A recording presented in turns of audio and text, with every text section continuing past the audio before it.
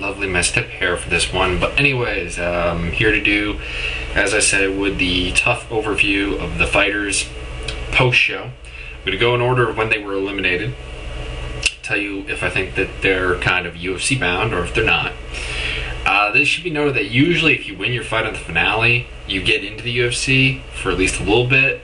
Now the issue with that is, of course, that that's going to lead to some fighters that maybe deserve to get in are not going to get in. Maybe some fighters that don't deserve to get in because if you look at it, you got things like Kowalski versus Arroyo, which is two guys who fought in Kowalski fought in the Final Four even though he didn't make it there. But still, and you have guys who lost their first fights like J-Rock and War Machine fighting each other. And, you know, it's going to cut off some pretty good talent. Otherwise, wouldn't be cut off. Okay, starting from the bottom, working my way up. First up, we have Roman Michigan. Of course, he was eliminated due to a broken elbow. Roman's a pretty good judoka. He's got some solid grappling. His stand-up is nothing to write home about, but it doesn't seem to be that bad at the same time. He's not a one-trick pony, but he's along the lines of a Manny Gambirian or a Carl Parisian, just not as good at judo as them. Also, I don't think he has the stand-up either of them, but it's not that far off. Maybe UFC at a 155-pound weight, especially if he beats Dorian Price, which I think he will. I mean, that's something definitely to look at. Next, we have Joey Scarola, who has no future in the UFC. I'm going to guarantee that. His future in the sport might get some smaller shows. I don't even think he gets that, though. I mean, he really, fucked up. Next, we have Dorian Price. Good striker. He needs to work on his wrestling and needs to work on his grappling abilities. He's not ready for the UFC now, but given some time, he could be a UFC fighter, likely at the lightweight division. Next up, we have Billy Miles. Okay. Billy's future in fighting is somewhat not so great due to one thing. Billy seems to really, really not like getting hit, which unfortunately in fighting is something, you don't like it, but you can't despise it at the level that he does. Unfortunately, I think that means that his fighting career is always going to be somewhat limited by that, even though he is a good athlete, he is a good wrestler, he's physically strong, but I don't see him really doing much in the future, just to be quite honest. After that, who's eliminated next? Oh, Bowman. Blake Bowman doesn't seem to have much interest in professional fighting anymore. I think he realizes he's just not very good more than anything else, but it's not the UFC. He might get some smaller show stuff, but that's what we're kind of looking at. He supposedly is a pretty good Brazilian Jiu-Jitsu guy, so that'd be kind of cool. Next up.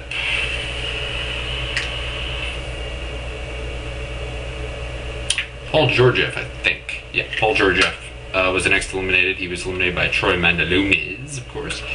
Paul, he's a very good grappler. He has some decent physical tools. I think in the end he's not UFC bound just because he's a part-time fighter. And in the end, I think that'll catch him as not a UFC guy, but I think he fights in smaller shows. Like I said, very solid grappler. Not much of a striker, though, but still. Next up, we have Dan Barrera. Dan Barrera is a bit of a clean slate if he gets in with a good camp. He does have some decent boxing if he would learn to use it in the ring. He has okay wrestling. He has okay submission defense. If he improves on a lot of these things, he could be a good fighter. He could even be a UFC level fighter. But like I said, he's not there yet. Next up, Jared Rollins. Jared Rollins is probably ready for the UFC. I mean, the guy he's a pretty good striker. He doesn't take punch. His chin isn't that great. It's a bit suspect.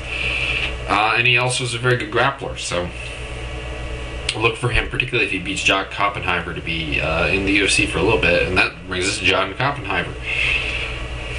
Mentally not quite there. I think when it's all said and done, he may have the physical tools, but he needs to get his head right, and he could be a UFC guy at that point. Okay, now we move on to the guys who were eliminated in the second round. First up, we have John Colossi.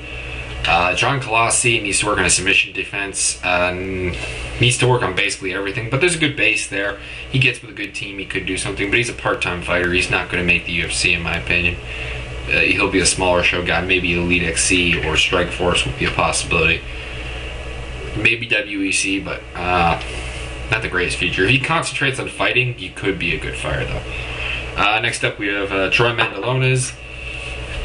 Troy Mandalones, he has a future as a referee, maybe, but as a UFC fighter, I don't really think so. He's not a terribly technical striker. He's just got heavy hands. And as other people have said, how you can hang around with BJ Penn for so long and not have a ground game is just freaking amazing. Next we have Richie Hightower, another guy. He's very sloppy, just a brawler. One of these guys may get some time in the UFC because of the fact that they're fighting each other, but in the end, I don't think either of them have a long-term spot in the UFC. Next up, we have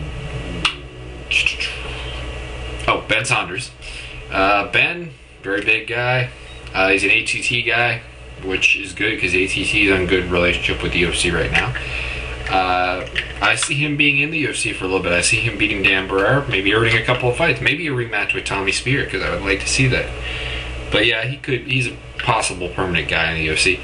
Matt Arroyo, kind of the same boat. He's not going to fight at 170 if he does, but he does have a very good ground game. He has acceptable striking, and he's a good wrestler. I mean, all in all, Arroyo is probably ready to take a couple fights in the UFC. After that, we also have George Sotiropoulos. He's ready. Sotiropoulos, all-around good game, excellent grappler, good striker, good wrestler. In my opinion, really could have been the guy to win this season. And excuse me. Yeah, he'll probably be a UFC-bound guy for a little bit. Of course, we got the finalists, Danzig and Spear. Danzig definitely has the technical abilities to be in the UFC at 155. Not a champion or anything, but he does have the abilities. Tommy Spear, if he gets with a good camp, and it appears he's training at Team Hughes, which is a decent camp. I don't know if it'll be the same as the old Militich Fighting Systems camp run by Pat Militich, which of course produced guys like Tim Sylvia, Matt Hughes. Also had Jeremy Horn there. Rich Franklin was an associate member. I don't know if Matt Hughes can run a camp with the same efficiency as Militich, but he should be able to turn Tommy Spear into a UFC-ready fighter, and in my opinion, he'll be the champion this year. So there you go, UFC-ready guys that I expect to see in the UFC for a while are Tommy Spear, Mac Danzig, Ben Saunders, George Sotiropoulos, Matt Arroyo, and Jared Rollins are my picks to be kind of long-term UFC guys. And then there's a couple of guys who just need to mentally sort things out, like John Koppenheimer, and potential guys like Dan Barrera, Dorian Price, and even Billy Miles, if he can learn to not be so adverse getting hit, and Koloski, if he takes up this full time. Same with Georgiev, are guys that could be UFC bound, or at least WEC bound for a little bit, but I don't see them with great futures. Like I said, the guys who have real potential to be players in the UFC are Rollins, Danzig, Spear, Saunders, Sotiropoulos, and Arroyo. Alright, so it's basically about the same as any other cast, except for maybe TUF 1. TUF 1 had a higher level, I think, but like Swick, Bonner was still around.